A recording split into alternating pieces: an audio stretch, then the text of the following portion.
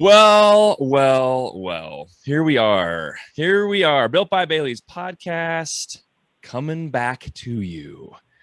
Hello, Evan. How are you, sir? Hey, now that we got how was your morning set up, Yes. it feels like it's off to a rocky start.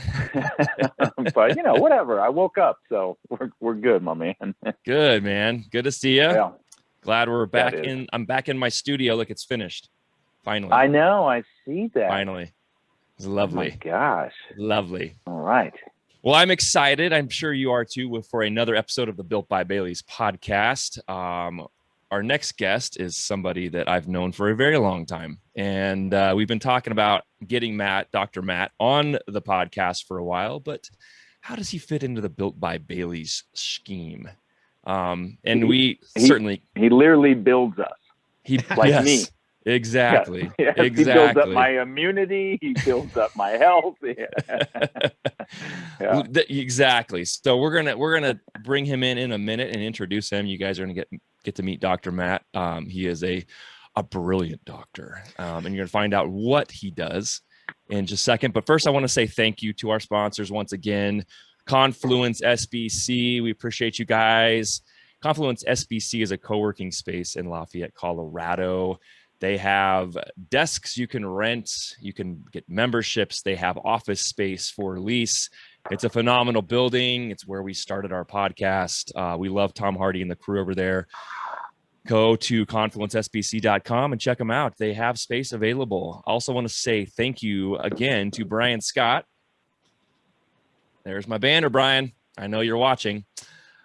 He is a phenomenal graphic artist. He does all kinds of cool stuff all across the Front Range and in the mountains. He's well known for all kinds of logos and wraps on vehicles. He's worked with many big companies, including Copper Mountain. He pumps out stickers like you wouldn't believe. Brian Scott's a good dude, and he's a really good mountain biker. So go check him out on Instagram as well. That's going to pop up here on the video. And with that being said, Dr. Matt Reddy, welcome to the show. Hey, guys. Thanks for having me. You? I'm doing great. What's up, buddy? In the Evan, spirit of having you on this morning, yeah, Sadie's been making me drink these. Like, I can't think of what it is. It's basically like if you took every healthy plant and put it in a mortar and just into a powder, and then and you drink it. And it's like drinking your backyard. It's horrible. Lovely. Yeah. But every day I'm trying to drink these things, and it doesn't mix well. I don't know. Yeah. You probably just eat the plants instead of trying to drink them. But whatever. But yeah. Some of those products can be like that for sure. Yeah. Like, remember when they used to do the wheatgrass at the Jamba Juice or something? It's a little bit like that. But Right. They didn't try to make it taste good. Yeah. All right, but you're here, buddy. I am. You have been a hot topic to my outer circle. Oh, really? Yeah, because so everyone listening, I got COVID, and I ended up getting COVID bad, right? Lasted for about a month. I think I'm still dealing with it a little bit. Just haven't quite felt right for weeks after now. And everyone checking on me would always ask me, what am I doing and all this stuff. And I would say, well, Dr. Reddy gave me a bunch of horrible stuff to put in my mouth. But I think I got better. Yeah. And I brought you up a lot to people. And, I even texted you once where like two people that were in the Dallas area were like, does he work with people in Texas? And and I said, I don't think so. But I said, it is 2021 and maybe there's some Zoom opportunities or whatever, and he can help you. But why don't you tell everybody what you do? Yeah. So that way they know what the hubbub is about. Well, I am a naturopathic doctor. So my training is originally my undergrad is in biology. And then I went to naturopathic medical school for 4 years after that. And so as a naturopathic doctor, for those of you who don't know, it's basically system of medicine, it's actually been around for over 120 years in this country. There's a lot of things that happened at the turn of the century, of last century, in 1900, that kind of really shut down a lot of other forms of medicine, or really, made them less available to people. And that's kind of what we're seeing today. But naturopathic medicine survived, and it's really about treating the whole person. It's really about not masking symptoms with drugs. It's really about understanding the physiology of the body and supporting it. There's a lot of nutrition, a lot of lifestyle, basic stuff to help people really connect back to their body's ability to heal, and not let, not have to rely on, just on pharmaceuticals, if necessary, and I've been doing it for 19 years now, which is crazy. Yeah. But that went fast. Crazy. That went real fast. Right? I know. Right? So, yeah. And so, one of the things that I think is really fascinating this whole year is just been trying to understand what's happening with the different aspects of this pandemic, and everything from the physiology to the immune system to treatments and support and prevention. I mean, goodness, I've just been banging the drum about prevention the entire year, really. But when people are dealing with illness in general, there's lots of basic things that can be done, and I think we really got pretty clear, at least in the naturopathic community, how to support people to recover and to get back on their feet. It's not a perfect system. We're still learning. Everybody's trying to understand what's happening still, but I think there are things to be done. And one of the last thing I'll say about it is I just feel like there's unfortunately, people are just not given a lot of options. And I think that's really a shame, because there are options, and people can, you don't have to just suffer. Yeah, no, exactly. Totally. So, what I find so fascinating about it, and Shane and I have brought this up on the podcast in several different places, just talking about, how the universe is about balance, and, scientifically that seems to prove itself out pretty easily. We've used the example of even down to like the evolutionary kind of component of, how things are balanced, where the rabbit has to get faster to avoid the fox, and the fox has to get smarter to catch the rabbit. And it just goes on and on and on. And that with modern medicine, and the way I look at it is that we've kind of gotten away from this. You can kind of behave how you want to, and then there'll be medicine there to fix it. Right. I can eat what I want and then go get some cold sculpting, you know what I mean? Whatever that is. Right. Or, I can eat this way, and then I'll take a cholesterol pill instead of, so it's kind of us messing with the balance of things. And as great as modern medicine can be, it creates the wrong, almost like mindset on health.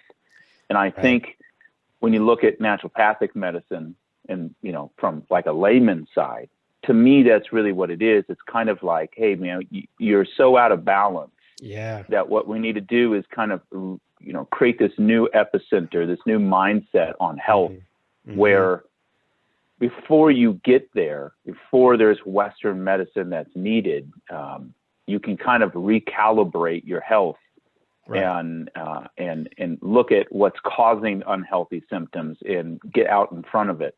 And would you say that's kind of accurate? Is that kind of I think so. In like a layman's term a little bit? I think that's a great summary. I think when we're looking at, when we go back and look kind of at the history of naturopathic medicine and some of the old docs that practiced it, it had its origin really in the time of like tuberculosis and a lot of real infectious diseases, like, really actually a lot of it was just diseases of like poor sanitation and just things like that. And so people were just living differently, right? Like they were living more in cities and in close communities, together, before they didn't live like that. Right? They would live with on the land and lots of space. And so you start to see these diseases arise. And so the wisdom in the old medicine, and this isn't just naturopathic medicine. I mean, this was in all the medicines of the time, all across the world, really, where, recognizing the importance of connection to nature, of getting people into, eating, good food and fresh food, and getting fresh air, clean air, fresh water, clean water, right? Like simple, basic things that, the body needs. And so, that's really how people got better during that time, was because they got them, into nature, essentially. And so when you're looking at today, I think we can totally see where people have just missed the connection back into nature. And you almost feel like you're like all woo woo about it, when you think about it. It's like, but it's like, what are you talking about? We are, see, and this is, there's actually a really great, doctor named Zach Bush. If anyone, you should definitely check out Dr. Zach Bush, his work, but he talks about this all the time, where, we've had this idea of we're separate from nature, and we've done everything we can to kind of isolate ourselves from nature. Yeah. And the reality is that humans are just as part of nature as a tree, and as a wolf, and as a fox, and a rabbit, and all of this stuff. But we've just figured out ways to completely mess with it and separate ourselves from it. And we're just smart enough to get ourselves in trouble. You know what I mean? Like that's what we've done. It's like the guy that's like, oh, I used to do this and that. And he's just smart enough to get himself in trouble. And you're right. That disconnect has happened because we are able to create things that make things supposedly easier. And a lot of stuff has become easier. Oh, yeah. But at the same time, we've forgotten the things that are making life easier in certain ways have also created more problems along the way. Absolutely. Yeah. One area that's kind of people may not think about, but it's in like the idea of just how the rivers flow through the world. And for many, many years, I mean, if you can think like even like in Egypt with the Nile River, I mean, everyone might know about that huge river in Egypt, right? Where they, every year it would flood at a particular time. And when that flooding would recede, what do you have left is extremely fertile land. Yeah. And so you start having this place where people can grow food, and really rich, dense food for population, right? And so then, but what happens when you change a river, dam a river, alter its flow, stop the flooding? I mean, what if somebody's living on that flooding area, right? Their house floods. We can't have that. So we alter it. And again, I'm not saying it's bad or good necessarily. I just, I'm pointing out that, that's a shift in somewhat of our relationship to nature. Instead of understanding, hey, probably shouldn't build a house here, it's going to flood. Right. And this is where I'm going to grow my food later. Instead, we've dammed it. We've created, other routes for the river. And that's just one example. I think there's lots of other examples in nature that we could look at. And that's relevant because the food changes, right? So if you don't have this, beautifully flooded, dense, nutrient rich soil to grow food in, now you've got food that has less nutrients in it. And then you have animals that are eating that food that are not as healthy. Then you have people that are eating the animals and the plants that maybe aren't getting the same nutrients that they would have 100 years ago, 200 years ago, 1,000,000 years ago. Wait. Whatever the point is. The world's been around 1,000,000 years. What's funny is it's people have missed that concept too. Like how long this planet has been around. And Evan and I have had discussions with my brother about like the vast unknown of the universe and how that all works. And if you really think about what's going on and the fact that it's been here forever, and we don't have a concept of forever, but all of these things that are, we're fighting this and we're dealing with that, and we've created problems.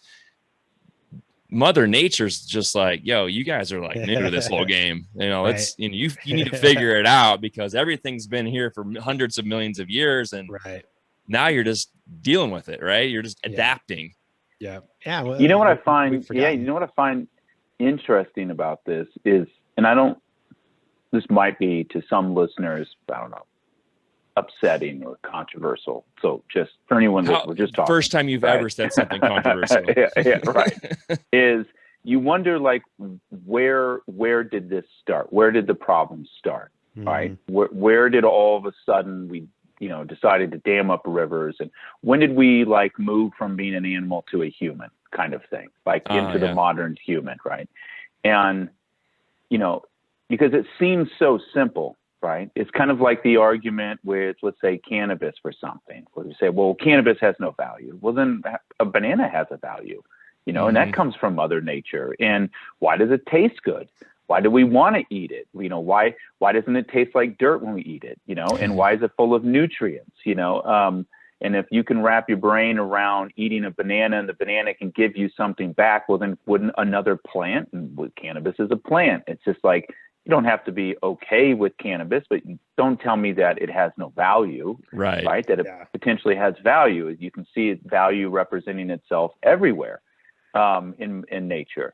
But I wonder if where this really started to happen is where, like, with this introduction into religion, potentially, where we all of a sudden said, well, we're not animals, we're humans, right? And we are made in the image of God. And to me, that's like the first separation that happened from where we removed ourselves from nature.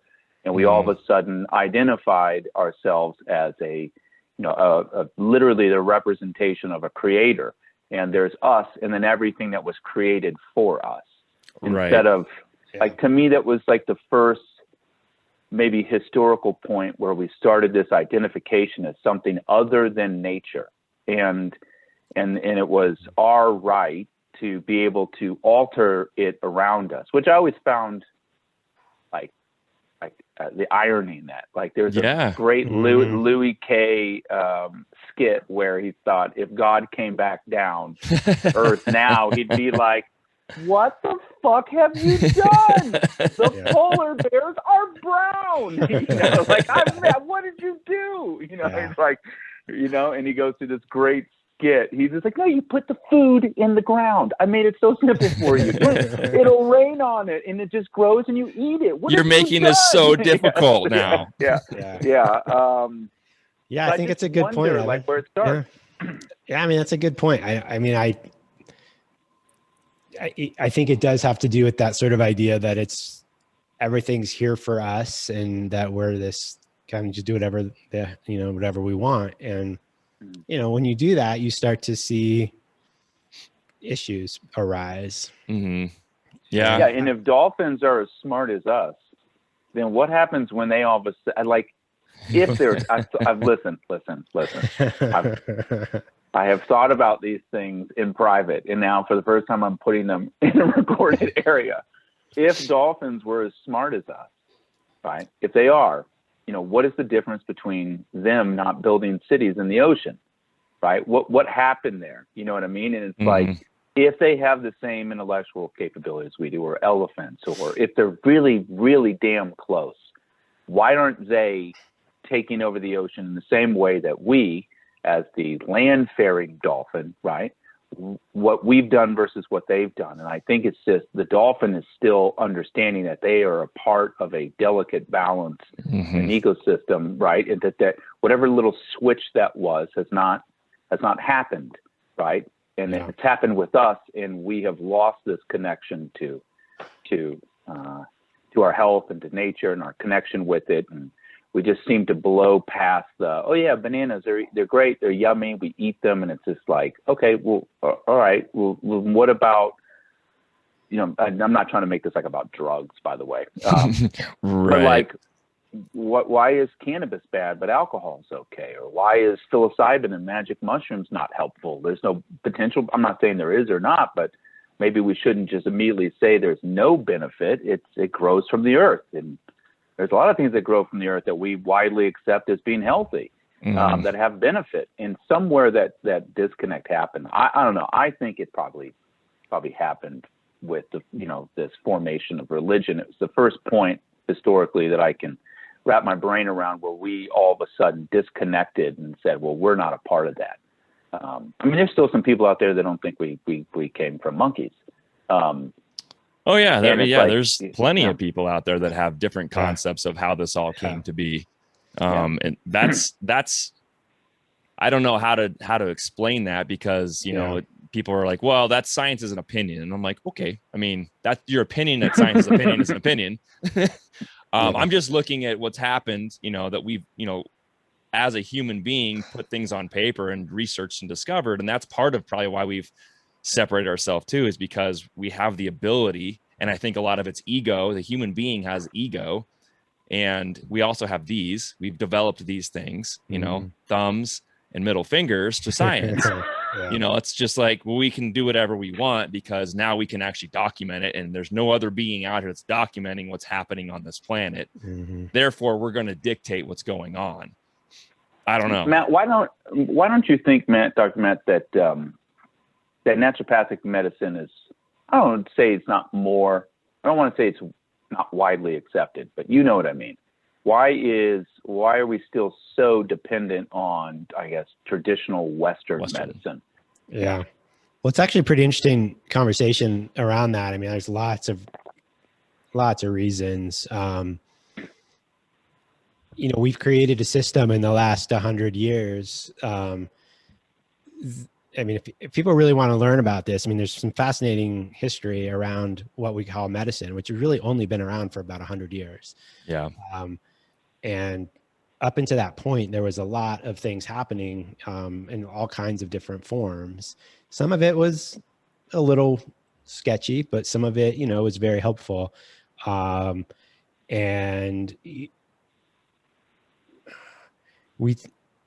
there was a big push in this sort of idea of what they call evidence-based medicine and science and chemistry, biochemical, physiologic kind of understanding, which was really great, right? Like, I think it's really fascinating. I mean, I love diving deep into the weeds on some of the pathways. And I mean, I could talk your ear off about, you know, physiologic pathways and biochemical pathways and cellular transport and different things. But we became almost like a machine. The human body almost became like a machine. And that machine, you know, we started to understand it in a way that was very mechanistic and very almost like a mechanic would look at a car, right? And so, you know, when you have a concept kind of like that, when that becomes the norm of thinking, then you think, okay, well, here's a problem. Here's how you fix it.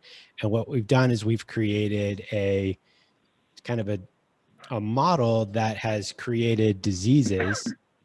And don't get me wrong, I'm not saying there aren't diseases, but I'm saying we've actually started naming things. We've started giving these ideas sort of structure and belief. You know, because at the end of the day, what is a disease but a collection of signs and symptoms and lab tests and, you know, commonality. It's not really a thing. It's like an entity of itself. So, you know, when you start relating to symptoms and problems in people as this sort of entity that's like jumped on you and now I'm carrying it around, then you want to start to say, well, what do I do to get rid of that? How do I stop that? You know, and I mean, a great example is like a simple example would be like a headache. You know, if someone comes in and they have a headache, you know, that's a symptom of something's going on. And that symptom could be as basic as, you know what, I didn't drink enough water and I had, you know, 6 beers the night before. Or right. Oof, that's a good night. You know, yeah, right. And I have a headache. Okay. Yeah. Well, or it could be as serious as maybe there's like a tumor growing in your brain and it's pressing on some nerves and now you're in pain, right? So, but that's a symptom, right? That's the symptom of a headache. And so, you know, instead of trying to say, well, why is it there? You know, what's going on? Why is the symptom present? What can we do to allow the body to express itself in a better balanced way and not just suppress it, you know? So if I go and just take an Advil, you know, for my headache, yeah, my headache's going to go away, but I'm not going to really get And don't get me wrong, that can be helpful at times, but Absolutely. But if that's the mechanism that you're relying on over and over again, then you're having problems. So Right. that's really, I think, where we started. The conversation just shifted drastically away from trying to understand what symptoms were trying to tell us about what was going on in the body, and into here's how you treat it. Because in pharmaceutical approaches and the model that we have today, for the diseases essentially don't exist unless there's a treatment,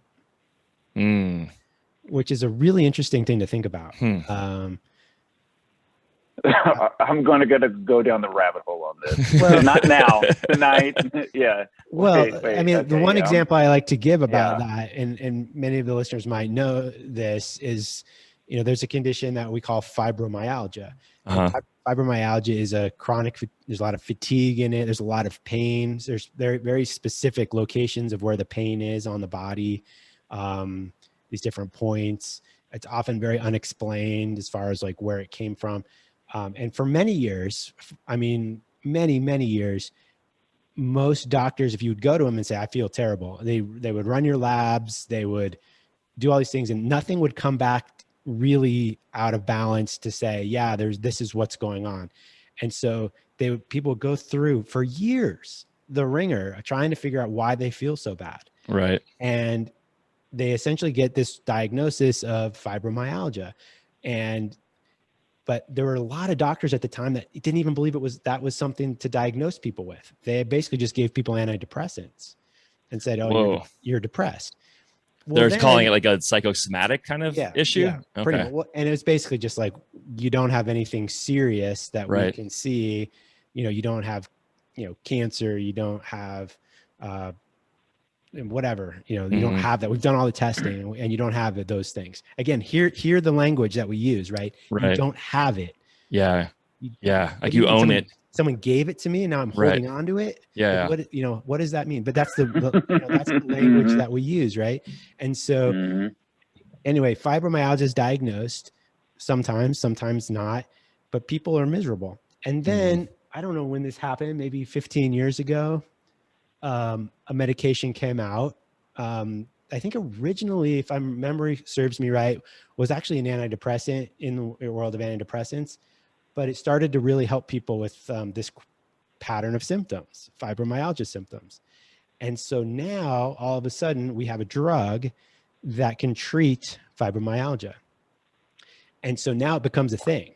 Now it's an actual like doctor, oh yeah, it's fibromyalgia. Yeah. Oh, right. Yeah, you might have that. Let's test you for that. Oh, and we see a drug commercial on TV. Ask your doctor the right one that, Good morning. Because you might have this disease, you might have fibromyalgia. So ask your doctor about this drug. And so, it's a shift in kind of how we relate to symptoms, how we relate to the body, and how we relate to treatment, because we've really conflated, brought together this idea that medicine, well, for number one, it's only pharmaceuticals. And number two, that that's what healthcare is, right? So healthcare equals pharmaceuticals. Healthcare equals this. And if you don't have a pharmaceutical, then that's not healthcare. And I'm like, and that's just never what was done in the world up until the early 1900s. I was gonna say, when did that shift? When do you think that shift happened? Because as far as Western medicine goes, like the development of you're saying pharmaceuticals, but even before that, I mean, do you consider like a vaccine? Is that, I mean, that's pharmaceutical, right? That you have a drug company that's got to make that, right? Sure. When do you think, I mean, you're saying early 1900s. So is it when they started developing vaccines using petroleum? Is that like where there was like this shift towards, okay, now we're just going to, I don't know how you were to treat these conditions, these diseases with this vaccine or with this drug, as opposed to what, the naturopathic world was saying, we're digging for root causes to change the progress of what your body's doing, basically, right? Instead of saying you have this, something gave this to you, and now let's give you this so you don't have it anymore. Right. Do you think that was kind of like around that time? Is that when that really stuff was started to shift? Is that where like maybe naturopathic medicine and Western medicine kind of really went different directions? Yeah. I mean, there's a huge rise of that, or a huge part of that shift happening right at the turn of the century, the turn of the 1900s. You know, the stuff around vaccines had been going on for trying to figure that out for much longer than that. I mean, that's, you know, if you really want to learn about that, that's like the whole smallpox history and things like that. Measles and even before measles. Yeah. So, but I mean, a lot of that was around the, you know, the turn of the century. But yeah, I think there is, you know, Rockefeller and Carnegie and a lot of these, you know, barons of industry and had their fingers in a lot of different areas and realized that the medical model around developing using petroleum and things could potentially be beneficial. So the narrative really shifted, and there was actually a report that was done, and I'm not going to get the date right because I don't remember, somewhere in the 1920s. It's called the Flexner Report, and it was a commission that was started by Andrew Carnegie. And I think JP Morgan was involved as well. I can't remember, probably. At that time.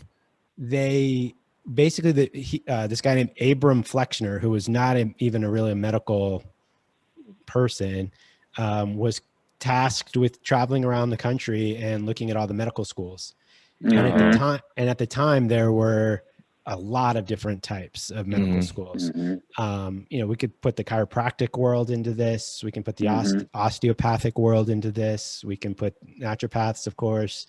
There were other ones too that most people really wouldn't even know about. Like there was a whole, like they called the eclectics. Of course, there's a lot of like Native American type stuff out there. But anyway, he was tasked with evaluating the medical education, and the standard that he was using to compare everything was Yale Medical School. And Yale had started to really go down the pharmaceutical and the surgical route for treatments of things. And so that led to this sort of grading of all the different types of education and types of programs and types of, essentially at the end of the day, medicine. So what was accepted at the time, or what was given like the A, right, the A plus, was the schools that were kind of the more Yale type model, and then the other ones were, you know, downgraded. And over time, after that report came out, you started to see funding shift dramatically away, and I shouldn't say away, but probably into you know, the model that we see today, the modern medical school. And again, what was funny, it was so much of it was like going on together at the time. And I think there were, you know, I mean, it's wild when you go back and look at some of the pharmaceutical interventions that were being done up until this point, like mercury. Which, by the way, if you guys don't know, and obviously it's going to keep coming up on the video side, is Dr. Matt on Instagram. He posts a lot of these types of topics, even Dr. you know, Matt Reddy. Dr. Matt at Dr. Matt Reddy. But follow, because he's been doing some mercury stuff recently, and it's been pretty fascinating to read this stuff. Yeah. And Reddy is Reddy. Correct. Yeah. So Dr. Matt Reddy is the Ready is the anti-naturopathic doctor. It's the opposing side of Western medicine. It's some pharmaceutical company. Evil twin. Your arch enemy. My arch enemy. Right. Yeah. That's funny. Mercury. So bring it back to mercury. Yeah. A lot of the work I do, mercury stuff is pretty interesting just as far as what it's doing to our health. But when we go back and look historically of how they used mercury, it was actually a major treatment for syphilis. Oh, really? Yeah. And it was common. It was just like that. That's what you gave people. And, you know, we kind of look at that now. We're like, what? Like a horribly toxic thing to give people. But that was like the norm. But that would not have been what a naturopathic doctor would have done. That is not what any kind of chiropractic physician would have recommended. I mean, at the time. So it was very clearly again, a symptom treatment. I mean, off the top of my head, I don't even know what the mechanism would be of mercury. Maybe it did get rid of lesions and some of the stuff with, but it also, you know, created a whole other issue for people. So right. And if you drink a bunch of bleach, you'd probably get rid of your cancer because it would kill you. Right? And you as well, right? Well, I mean, technically, it's dead. Right. Yeah. So I mean, but at the point, you know, again, is, you know, you know, of course, medicine grows and learns, and we all have, and we know we see these things that were toxic, and now we understand it better. And so I'm really pro science around it. I'm pro understanding and asking questions and testing and finding out, you know, what works with this. And it's the medical model that we have today and how it really pushes naturopathic medicine away often is they say, well, it's not evidence-based, which is not true at all. Right. It is evidence-based. It's evidence-based in a lot of different ways. It's not evidence-based. Everything's not evidence-based in the way a pharmaceutical might be evidence-based, but I'd even argue that most pharmaceuticals aren't really evidence-based in the way that we want to think they are. So, I mean, there's a lot to be said for some of those things for sure. We're sitting in the middle, in my opinion, we're sitting in the middle of that right now. I mean, there's, you know, the vaccine for COVID is, and there's 4 different drug companies now, right? AstraZeneca, Moderna, J&J, and Pfizer, right? That's 4. Correct. Yes. I can count this morning too. Look at me. So you've got 4 drug companies that have been around a long time. The evidence on this is, I mean, they're not able to give you much right now. I mean, you know, people are asking questions. How long is it going to be a one-time deal? Is it going to be like the flu vaccine where it's once a year? They're telling you, we don't know yet. You know, we don't have evidence. This is something new that we haven't seen before. This is a drug we've pushed out very quickly to kind of combat what's happened across the entire world in the last year and a half. So over time, they're going to develop statistics and evidence. Yeah. But right now we're seeing that, you know, that claim is very much real for these guys too, for these drug companies. There's no evidence yet. We don't have enough time. Yeah. We have a little bit of evidence, a little bit, yeah, in certain ways. You know what I hope people get from listening from this, and I'm realizing I would love to have Dr. Reddy on again so we can talk about this more, is if you look at this logically, right? So you guys are probably figuring out Dr. Reddy's a pretty smart guy. He's been doing this for 20 years. He sounds like he knows what he's talking about, right? And we're not going to cover it in an hour, right? Right. But if you look at what we're saying, like logically, just take all your filters off for a second and think about what you're hearing, right? And again, I go back to this real simple idea of eating a banana healthy, right? And if you can say, yes, eating a banana is widely understood is healthy, then just stay in that space, right? And then slowly start to pull away from that statement. And you can kind of work it backwards and see, you know, not only understanding basic concepts of health, but also understanding on like how Dr. Reddy just went through kind of the history of Western medicine and this kind of birth of pharmaceuticals, typically around money, right? And Correct, it's around opportunity, as everything that you see around you is, right? The computer is an opportunity, and once the opportunity was discovered, there's a chance to make money, right?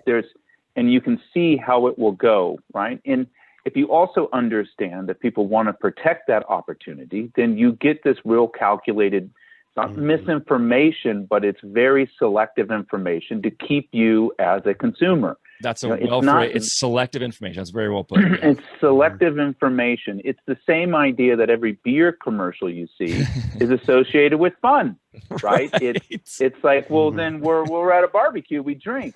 Why?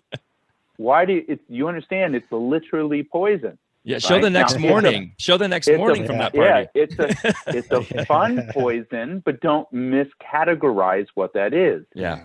They've so well ingrained, you know, like alcohol consumption into events, into holidays, into nice dinners and meeting your wife and Girls sharing in bottles bikinis, of man. wine and Imagine girls when in you're- yeah. bikinis and Totally. relaxing on the beach with a Corona. And it's like, Oh, that okay, I'm sounds not nice. saying those things, right? Don't be a sucker, Shane. Got me. Yeah.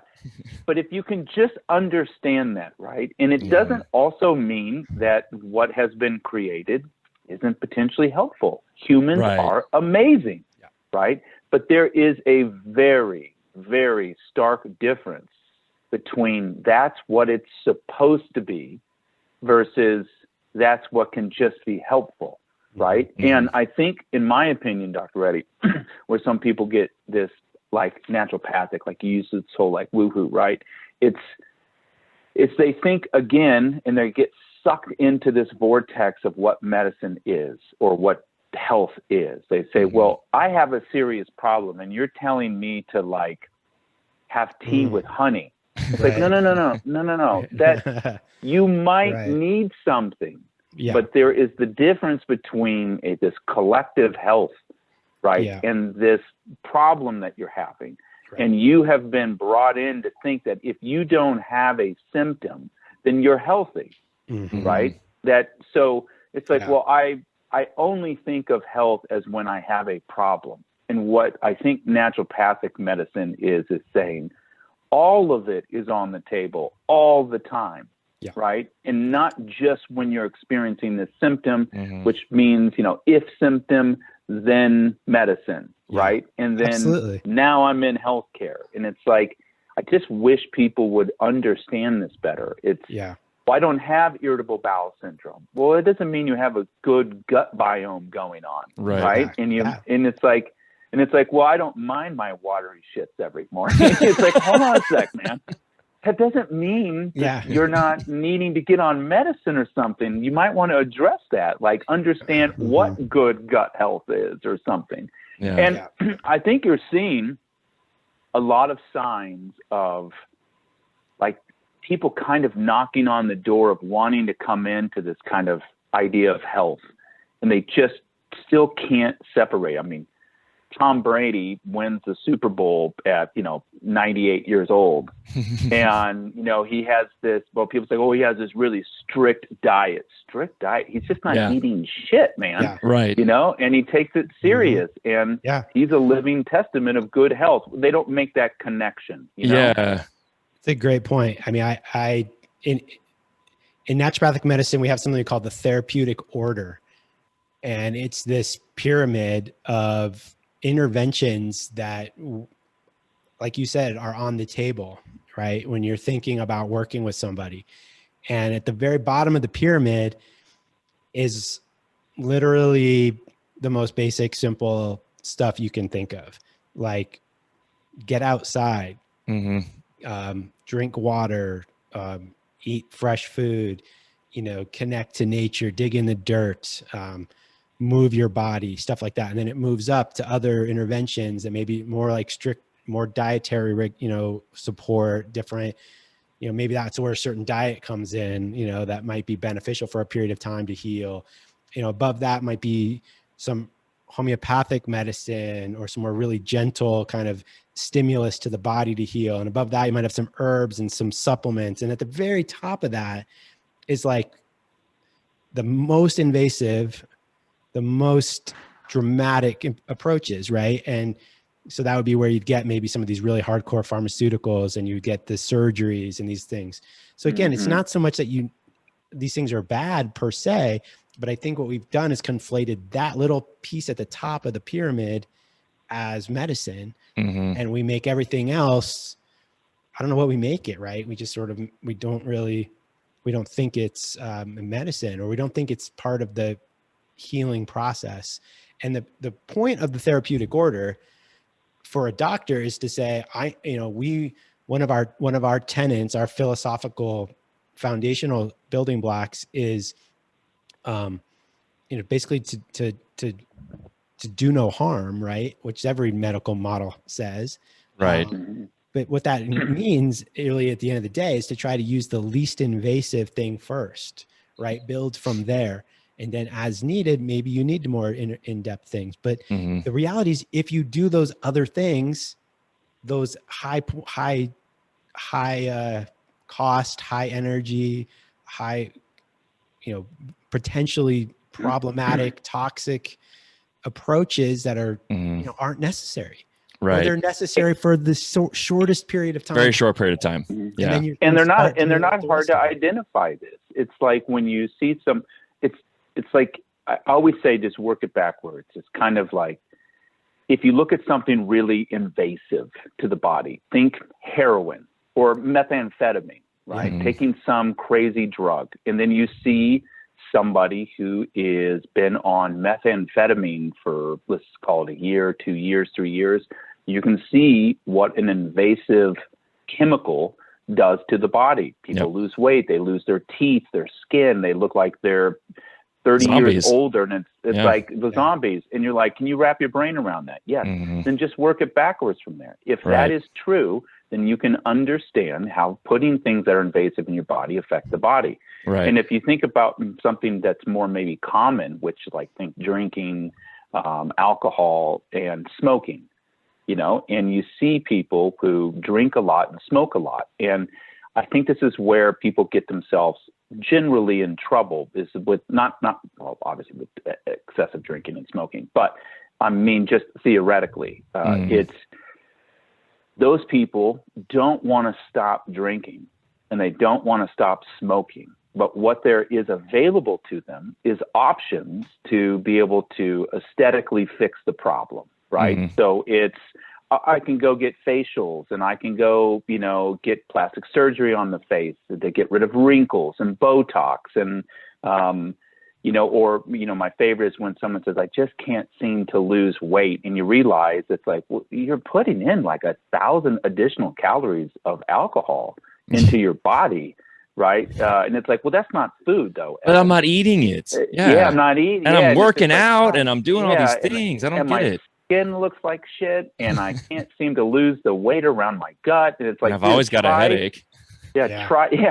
And so I take medicine. There's always this, it's the idea of the fat pill. You know what I mean? That everyone's just been waiting for the fat pill to come out where you can eat whatever you want and then just take this pill to get rid of it. And I think that goes back in when you were talking about like the whole mechanism part of it. Yes, maybe there's a pill you can take and your fat will fall off, but it will kill your heart. Right. It's all one connection, right? So we get into this like micro thinking of the problem that we identify with, bad skin or additional weight, right? Or, Roger Glass, a good buddy of really all of ours, or everybody, people we know, he had gout and suffered from gout and he was diabetic. And then all of a sudden he started taking medicine for it and he didn't like it. And after about 1.5 years of experimenting with diets and getting with nutritionists and stuff, he's got all of it under control through diet.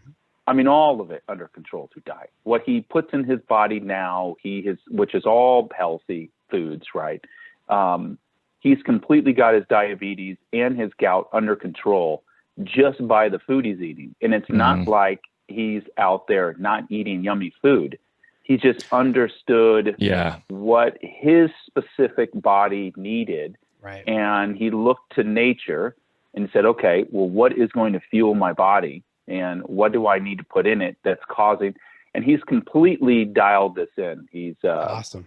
Yeah. That's cool. And and it works. But I just think that somewhere when people are listening to this, and I think there's a lot of people who want to say, well, listen, I'd like to go this route, but I have real problems, man. And I can't just, thing. And it's like, dude, I'm not saying you may not need that stuff, but let's talk about how we got to the problem, right? And that seems to be the disconnect that I think people have. You don't have to be all naturopathic and no Western medicine. It's like, it's not one or the other. It's not Republican or Democrat. Right. It's just your health. Right. And like, I think you going through that pyramid is really helpful for people. Yeah. You think the tip is where we're at all the time. And it's this whole base underneath it, We, at the beginning of the show, we were talking about how technology has made things a lot easier in a lot of ways, but it's also creating problems, and we're creating problems for ourselves. And I think especially with this pandemic and this virus and all these things that are happening in the last year and a half. Evan was kind of touching on it, but we've created medicines that make it seem like it's easy to be healthy or to control your health or to build your health. And we talk about in this show all the time of working hard and building businesses and building homes and building, wealth and all these things we talk about with all these people that are entrepreneurs. And, Dr. Matt's no different in that realm. And what's been I think the thing that's kind of, I don't know if it's bothered me or opened my eyes more to the whole world of medicine in this country. I'll speak with this country because I think we're worse off when it comes to, these things. We have, some of the greatest practitioners in the world here. And I think the reason why is because we have some of the worst health. You got to send the best people to combat the worst problems, right? That's kind of how everything works. We talk about finding a problem, finding a solution. Well, if you're the best, you got to be here because we have the worst problems. And that's just my opinion, but numbers can speak to a lot of what I'm saying. And what I'm seeing as vaccines rolled out, right, to try and, we're trying to get a hold of this. We can get back to normal. Everybody wants to talk about get back to normal, all these things. And the promotion, like the way, because Evan talked about it as a business, the promotion behind these has been interesting. I don't know if you guys saw on Instagram what I did, but Mayor de Blasio has been promoting the vaccine, incentivizing, I guess I can say, getting people out to get their vaccine. And he's been doing that by offering things that are unhealthy. If you get the vaccine, we'll give you a free beer at all these different brew pubs in the city of New York, right? He called it shot in a beer. All right. That was like promotion number one. And he's out there doing this. And I'm like, so which was funny, as I actually commented on one of the posts and I said, hey, if you're under 21, do you still get a beer if you get a shot? Like, how do we work this in, And that comment got deleted, which I thought was interesting. But then more recently he came out and he's with Shake Shack. And Shake Shack has partnered with him to give away a free burger and fries for anyone that presents their fully vaccinated card as they walk into Shake Shack. You get a free, right. And he's on TV and he's just shoving French fries in his mouth and he's eating his burger. It's like 8 a.m. in New York. And he's even commenting, is this okay for breakfast? It's okay for breakfast, right? It was almost like it was from a movie. And so I did a parody of that because the whole thing behind this is, aren't we trying to we're protecting ourselves, right? We're trying to get healthier, to get back to normal. We're trying to make sure people don't get severely sick, right? And here we are with the mayor of New York shoving just garbage into his mouth saying, if you get this shot, you can eat this. And I'm thinking, one, you can eat this anyway. You can make that choice. I like a burger and fries. Right. But why aren't we talking about, here's what we should be doing in line with what we're trying to, cover and fix and get back to normal on? We're just telling people, go drink beer and eat fucking burgers. Right. Yeah, and we've missed the connection here. Like healthy is not this. Yeah.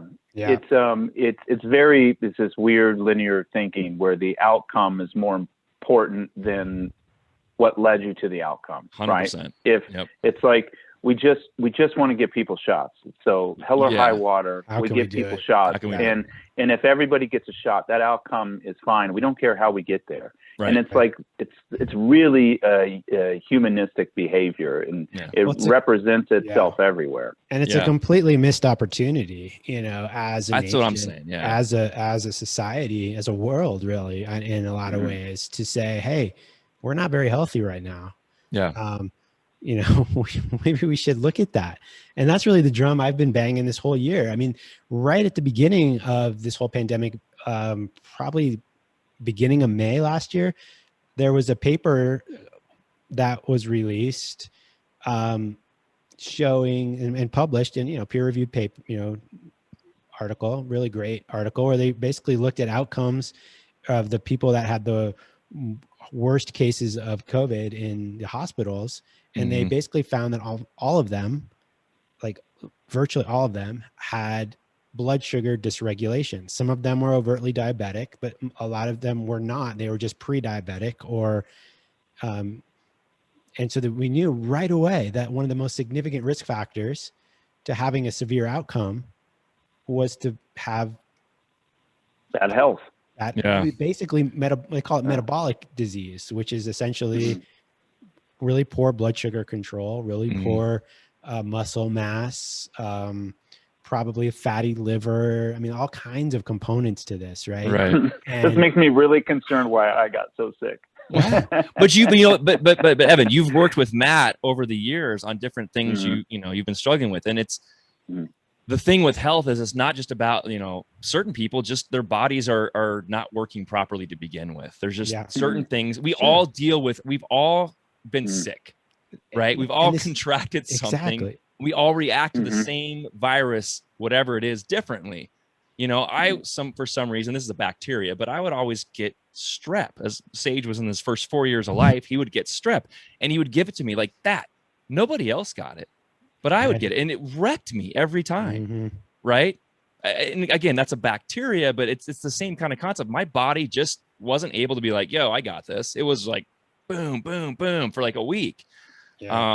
Other Some people, weak spot for you. Yeah, it was a weak spot. And it's not to say that I'm not ever going to say I'm the epitome of health. I do my best. I'm doing what I can, but there's different categories of what healthy is too. And working with a naturopath is, like Evan knows, is finding holes in the system and making them stronger, building it back up. Like, listen, we can work on these things because here's what you need to do. It's not what Shane needs to do. It's what Evan needs to do. Everyone's different. And that's where we miss. And that's why there needs to be a Dr. Reddy to help you find the holes and fill them up. Right. Yeah. I mean, I don't know. It's just so logical. I think the other reason why people, he finds the holes and fills them up. Okay. You're good. Well, can I just podcast so fun? Can I do it? I want to say it so bad. Yeah. No, don't. Please don't. No, but it's I think the other reason people seem to shy away from it or just don't give it the kind of credibility or validity or whatever you want to call it, right, is because I think also people say, well, I like those things that you say that I can't have. And again, it goes back to this one. It's about balance. It's not that complicated. And I think that's the thing is we've made medicine and health so complicated that it's like anybody who spends any bit of time going through and just trying to understand basic health, you don't have to go to school for 8 years and then go do a residency to have this. Listen, you should be able to go online and make yourself a doctorologist if you're honest about it, right? Which, this is what I consider myself, a doctorologist. No, that's not a thing, guys, by the way. But it's like, just go and just look at it objectively and look at it honestly and say, I'm not going to try to sway my opinion by what I've been told, because what I'm being told is very well crafted, because there's lots of money in it and there's lots of things, and it's okay. I'm fine with pharmaceutical companies making money. If they didn't, be hard pressed to find good Western medicine that sometimes, like Matt said, at the tip of the iceberg is necessary. But it's like, if you just look at it logically, you can understand everything around you is a part of what you're experiencing, and you are a part of it. Like Dr. Reddy was saying, with you are the tree, you are the wolf, you are these things. And it's I just think people think like, oh well, not us. And it's like, no, yes, that's us. And it's like, well, my environment's not that important. Okay, well then take out your radon mitigation unit in your house and tell me you're not a part of the environment. Yeah, go ahead and sleep outside in the rain on a 45-degree night and tell me how it goes. You tell me you're not a part of the environment. You are a part of the environment. Try to go climb Mount Everest without oxygen. Tell me how that goes for you. You are a part of the environment, and it's like, Evan, you're making that too simple. It's like, it is simple. Yeah, it's more simple really than you think. Yeah, it's really complicated. Yeah, but it is simple. Yeah. But it does require specialists. I know that's a tricky word. It's not that Dr. Reddy is a specialist. He's actually almost the opposite, right? You know what I mean? That's a good Would point, you say that's fair? I would say it's fair. Yeah. Well, I mean, I think the role that naturopaths can have in this whole conversation is just being a huge resource and educational platform for people to learn about their bodies. I mean, I have patients that I've worked with for, 10 or more years that I see them occasionally because I've taught them what to do. Right. And they know what to do. And sometimes they'll reach out to me and be like, this is what's going on. This is what I've already done. And I'm like, and I'm like, wow, that's about 10 of the things I would probably recommend. All right.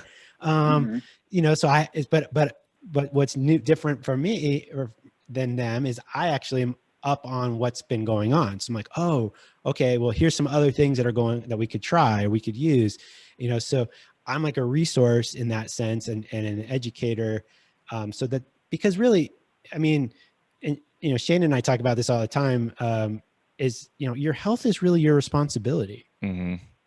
Like, it's no one else's responsibility. Right. And I'm not saying that, of course, we can support each other and we can do things that are smart as a group of people together. That's all true.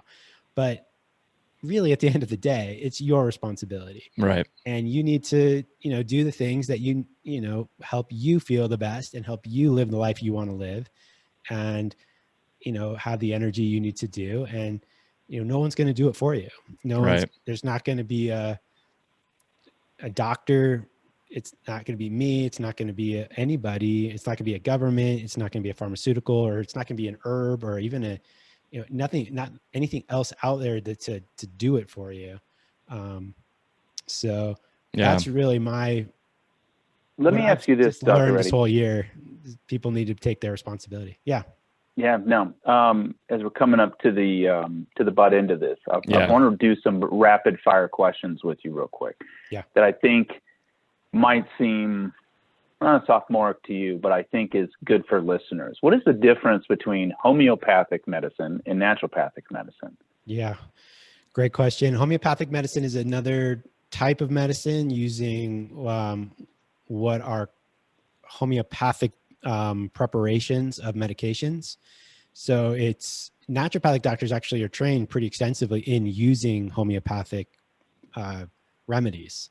But there are other practitioners and people out there that also use those remedies. And so it's kind of, you can be a homeopathic practitioner and be a medical doctor. You could be a homeopathic practitioner and be a lay person just who loves these remedies and wants to learn them. So, it's a little more complicated. So you would almost, it's a little more complicated to go into what those medications are. That's a longer conversation, but maybe a good way to sum it up would be that a homeopathic is more of, and this is not going to be right, so don't throw me into the coals, break me over the coals in this, but is more of like the treatment idea of naturopathic kind of. It's saying it's a modality. These are natural. Okay. It's a modality that's used in naturopathic medicine. Okay. One of many. Got it. And there are naturopathic doctors that really, really specialize in that. Like, that's the main thing that they use. There's others that don't. I'd say I'm kind of in the middle of the road on it. I do use them, but it's not like my main thing. Does naturopathic doctors go to medical school?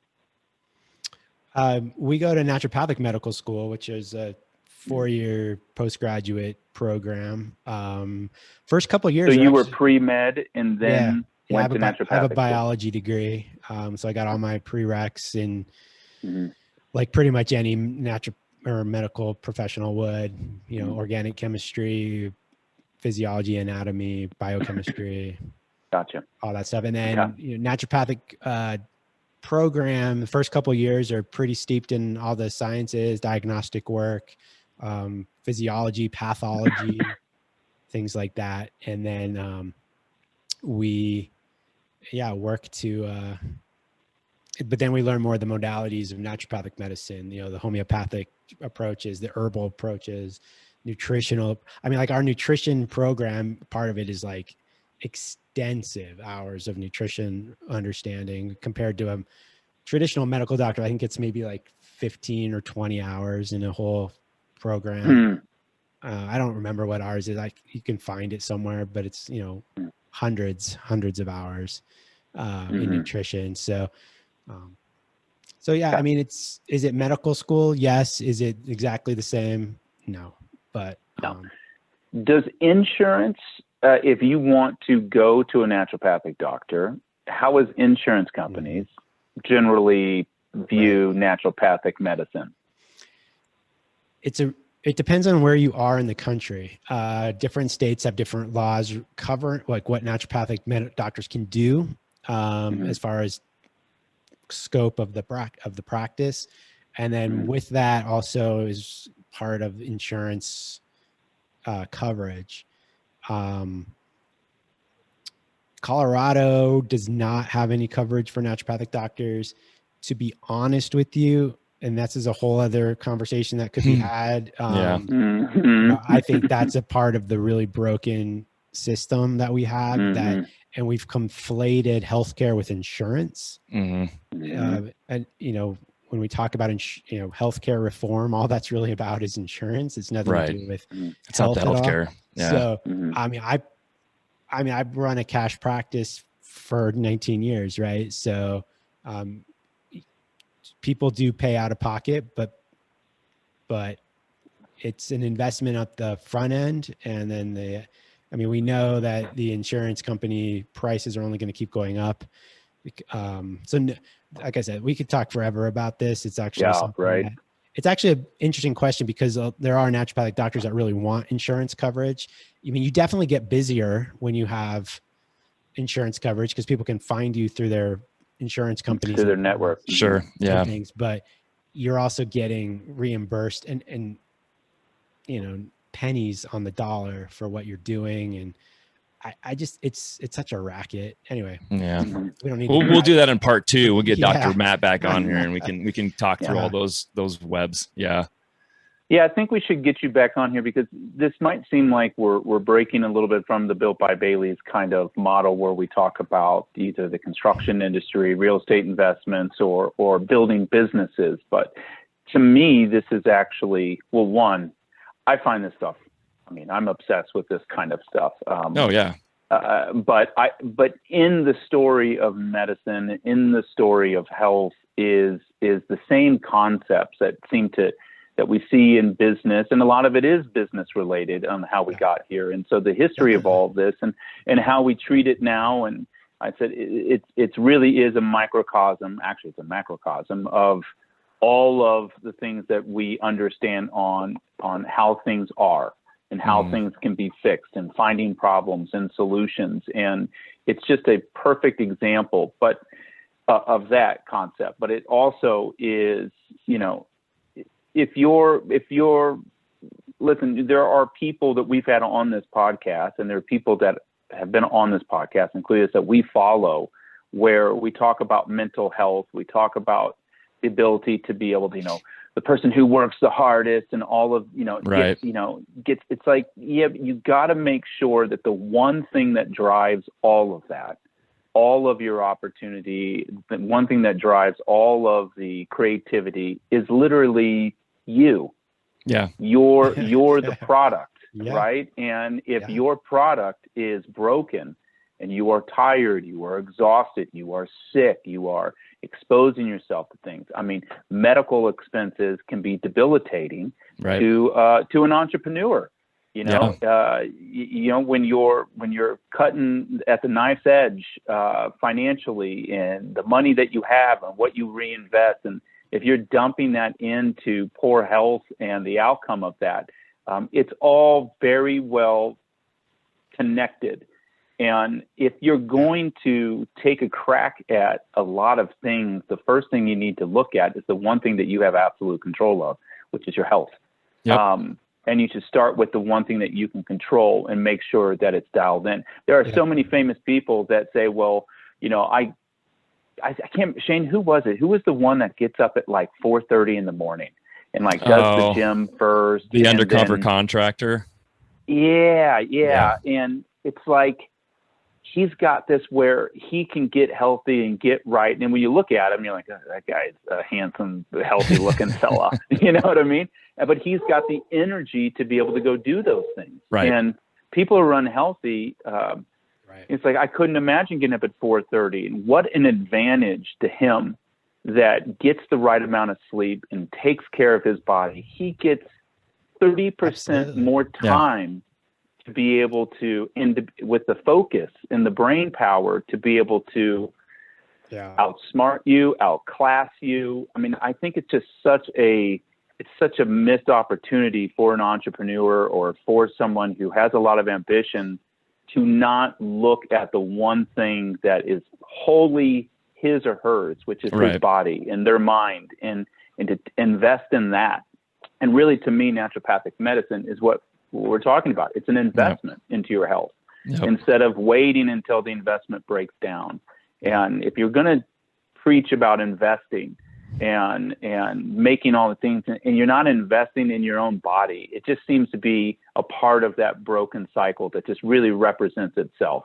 And I think it's important for people to, in my opinion, understand that your health is your investment into everything outside of your physical body. Yeah. And you got to start with that before you start with anything else. Yeah. That's well said for sure. And I know Dr. Matt that he's Mr. Busy. We're up against the clock here, but tell us, we'll have you back on for sure. Cause I agree with Evan. There's so many relationships that can be put together with the podcast. But for everybody, listening in and watching on YouTube, give them your deets, give them where they can find you, the whole deal. And we'll connect too. Yeah. Best way. I mean, Instagram's great. Dr. Matt, at Dr. Matt Reddy. My website is drmattreddy.com. That's probably the simplest ways to get a hold of me. I do have a YouTube channel. Haven't done a ton on it in a while. There's some good stuff on there though. There's a few things that are pretty good on there. Really good things. Yeah. Go check them out on YouTube. That a little bit. Yeah. And that's at Dr. Matt Reddy. You can find me there. Thanks guys for having me on. And I would just say end with like one or two things people could do just right away to get healthier. Maybe it's just something I've been thinking about personally and doing. And honestly, get outside in the sunshine. Yeah. Simple, but you would be amazed at how few people do that and there's so many health benefits to it, from hormones to immune system to mental clarity. I think the more we can connect to that, the better. You will feel better doing it. And then I'd say if you can give up, I don't want people to feel like all naturopathic doctors are about giving things up in life. Mm-hmm. Like I want people, but if you had to give up one thing, stop soda, stop high fructose corn syrup, and you will see benefits across so many aspects of your health. Yeah. So get outside and quit drinking soda. And then from there, everybody probably needs some different stuff, but start with those things for sure. Make sure you do. And we'll get Dr. Matt back on. We'll check in with everybody. Yeah. But everyone's holding on bated breath. Oh, is it going to make me? Oh, it's just soda. Just soda. I think I can do that. I can do that. Give up Netflix. No. Dr. Reddy, thank you, man. We're totally going to have you on again. And thank you personally for helping me out. You bet, man. Twice. Yeah, man. And twice you've helped me out a ton. When all of a sudden I felt like I was running out of options. And so, man, I super appreciate you. Yeah, absolutely. Yeah. Thanks for having me on, guys. It's been fun. Yeah, appreciate it, man. It's been great. I'm glad we got to do it. If you guys on the way out wouldn't mind, find that thumbs up. If you're watching on YouTube, if you're on the audio version, thank you for listening. You can do the same. Don't forget to subscribe. We're having these pump out all the time, so you don't want to miss the latest. Until next time, guys, appreciate it. Thank you, Dr. Matt, once again. Evan, always a pleasure. Yep. We'll check in with you guys next time. Yeah. Later. All right, peace. Thanks, guys.